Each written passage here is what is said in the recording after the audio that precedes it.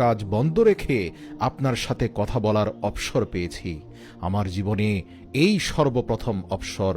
হযরত রাসূল সাল্লাল্লাহু আলাইহি ওয়াসাল্লাম জিজ্ঞেস করলেন, হে আজরাইল, আপনি কি রূপে জীবের জান কবজ করে থাকেন? হযরত আজরাইল আলাইহিস সালাম উত্তর করলেন, ইয়া রাসূলুল্লাহ সাল্লাল্লাহু আলাইহি ওয়াসাল্লাম, আমার সামনে এই যে বিরাট গাছ দেখছেন, এর প্রত্যেকটি পাতার উপরে পৃথিবীর যাবতীয় প্রাণীর এক একজনের নাম লিখিত আছে।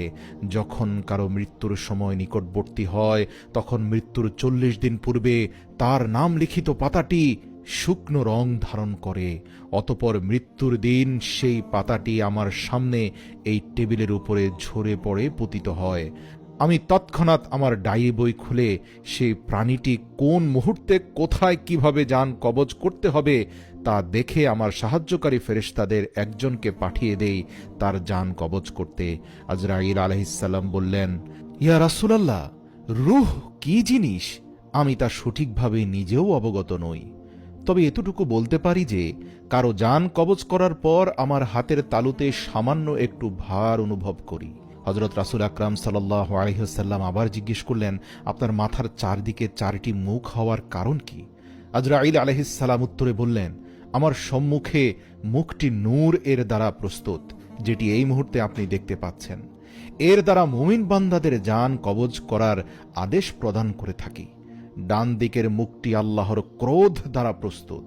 এর দ্বারাও কিন্তু বিশ্বাসীদের জান কবজ করে থাকি, কিন্তু এরা হচ্ছে সেই সকল বিশ্বাসী যারা নিজেদের পাপ দ্বারা নিজেদের নাফসকে ক্ষতবিক্ষত করে ফেলেছে। পাপীদের জান কবজ করার জন্য আমি এই মুখমণ্ডল ব্যবহার করি। বাম দিকের মুখটি আল্লাহর গজবের দ্বারা প্রস্তুত। এর দ্বারা মুনাফিকদের জান আমি কবজ করার আদেশ দেই। আর পেছনের মুখটি দোজখের অগ্নি দ্বারা প্রস্তুত। এর দ্বারা কাফির মুশরিকদের জান কবজ করার আদেশ দেই।